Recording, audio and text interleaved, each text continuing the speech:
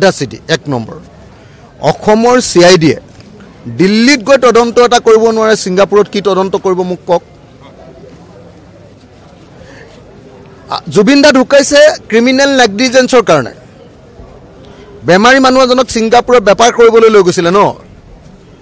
ছিংগাপুৰৰ মানুহে ইয়ালে আনিব লাগে নৰ্থ ইষ্ট দেখুৱাবলৈ ছিংগাপুৰৰ হোটেলত পইচা দিলে কি লাভ হ'ব অসমৰ আপুনি নিজে কওক গতিকে ছিংগাপুৰৰ মানুহ ইয়ালে আনিব লাগিছিলে বিদেশৰ মানুহ অসমক দেখুৱাবলৈ আনিব লাগে তাত জুবিন গাৰ্গে গান গাব তেতিয়াহে মেইন কথা ইয়াত জুবিন গাৰ্গক বেপাৰ কৰিবলৈ লৈ গৈছে লৈ গৈ আকৌ বোলে মই গম নাপাওঁ জুবিন গাৰ্গ সাগৰলৈ গৈছে গম নাপায় তাৰমানে ক্ৰিমিনেল নেগলিজেন্স কৰিছে তেওঁ গম নাপায় তেওঁ লৈ গৈছে অথচ অসমৰ আটাইতকৈ বিখ্যাত মানুহ অসমৰ আটাইতকৈ গ্লেমাৰাছ মানুহ অসমৰ আটাইতকৈ জেম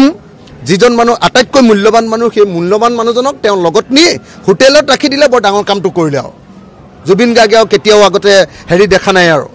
ছিংগাপুৰ দেখা নাই আৰু গতিকে ছিংগাপুৰ দেখুৱাই দিলে বৰ ডাঙৰ কামটো কৰি দিলে তাৰ পাছত তেওঁৰ লগত যে 24 ঘণ্টা যে এনেকৈ বেৰিকেড দি ৰাখিব লাগিছিলে নে নাই বেমাৰী মানুহ তাক সাগৰলৈ আমাৰ গাঁৱৰ মানুহ প্ৰত্যেকজনে জানে যে এপিলেপসি মিৰ্গী বেমাৰ থকা মানুহক পানীৰ কাষলৈ যাবলৈ নিদিয়ে সকলো মানুহে জানে নে নাই কওকচোন গাঁৱৰ যদি আমি নপঢ়া নুশুনা মানুহ চবেই জানো যে মিৰ্গী বেমাৰী মানুহ এজনক কেতিয়াও মানে পানীৰ কাষলৈ যাব নোৱাৰে সেই মানুহজনক সাগৰলৈ জঁপিয়াবলৈ কোনে নিলে সাগৰলৈ জঁপিয়াবলৈ নিওঁতে মানুহটো ভৰিটো এনেকৈ কঁপি আছিলে নাই চাওকচোন ভিডিঅ'টোত তেওঁ মিটিং কৰি আছে তেতিয়া মানে খাই পেলাম যেনে লাগে কথাটো শুনিলে যিটো ক্ৰিমিনেল নেগলিজেন্স কৰিছে নহয় সেই নেগলিজেন্সৰ প্ৰত্যেকটো দিশ চুল চেৰা বিশ্লেষণ বুলি কয় যাক চুল চেৰা বিশ্লেষণ চুলি সমানৰ এডালৰ সমানো যদি ফাক আছে সববিলাক বিশ্লেষণ কৰি কাৰ কাৰণে অসমৰ আটাইতকৈ ডাঙৰ সম্পদটো হেৰালে তাৰ তথ্য আমাক লাগিব আৰু সেইকাৰণে CBI তদন্ত লাগিব কোনোবাই কৈ আছে যে CBI তদন্ত ভালকৈ নহ'ব তো ভাৰতবৰ্ষৰ ভিতৰতো আটাইতকৈ ভাল তদন্ত সেইটোৱে হ'ব ন আৰু বেলেগক ভৰসা কৰি লাভ নাই হয় নহয় যদি কিবা এটা তদন্ত হয় মোটামুটিও যদি হয় তেতিয়াহ'লে CBI কৰিব পাৰিব আৰু CBI ইণ্টাৰনেশ্যনেল এজেঞ্চিবিলাকৰ লগত কথা পাতক ভাল তদন্ত কৰিবলৈ হয়নে নহয় কওক গতিকে মই একদম স্পষ্টকৈ আপোনালোকক কৈছোঁ আৰু এটা কথা দেই মই কিন্তু জুবিন দাক জ্বলাই দিয়াটো বিচৰা নাই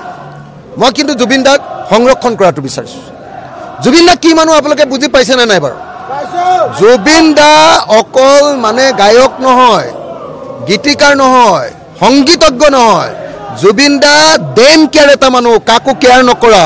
যি সময়ত অসমীয়া যেতিয়া যি কথা ক'ব লাগে চিফ মিনিষ্টাৰ আছে কেয়াৰ নকৰে তেওঁ এণ্টি এষ্টাব্লিছমেণ্ট এটা মানুহ লগুণ দাক ছিঙি দিম এনেকৈ কোৱা মানুহ ব্ৰাহ্মণ মানুহ এটাই লগুণ ছিঙি দিম বুলি কোৱা কথাটো সহজ পাইছে নেকি কোনোবাই তেওঁ বৰ্ণবাদত বিশ্বাস নকৰা মানুহ চব জাতি সেইকাৰণে কৈছিলে মোৰ কোনো জাতি নাই মোৰ কোনো ধৰ্ম নাই মই কাঞ্চনজংঘা মই মুক্ত এনেকুৱা কথা ক'ব পৰা মানুহ অসমত জন্ম হৈছে নেকি কওক গতিকে তেওঁক আমি হেৰুৱাব খুজিব নোৱাৰোঁ সেইকাৰণে তেওঁৰ মৃত্যুৰ পাছতো তেওঁক মই ভাবোঁ যে মামি কৰা নে কিবা বুলি কয় নহয় এনেকৈ যে সংৰক্ষণ কৰি ৰাখে যে মই ভাবোঁ যে তেওঁ বডিটো সংৰক্ষণ কৰিব লাগে আমাৰ উত্তৰ পুৰুষে তেওঁক আহি মাজে মাজে চাব তেওঁ কথাবিলাক চিন্তা কৰিব তেওঁ অসমখন কেনেকৈ গঢ়িব বিচাৰিছিলে ভাবিব তেওঁ সমাজবাদৰ কথা কৈছিলে সেই কথা ক'ব আৰু তেওঁ যে কৈছিলে জাতি থাকিব নালাগে ধৰ্ম থাকিব নালাগে চব মানুহ আমি সমান এইটো কথা সকলোৱে মানি ল'ব লাগে তেতিয়াহে আমি জুবিন গাৰ্গক ভাল পোৱাটো বুজাব গতিকে মই ভাবোঁ যে জুবিন গাৰ্গক আমি সকলোৱে ভাল পাব লাগিব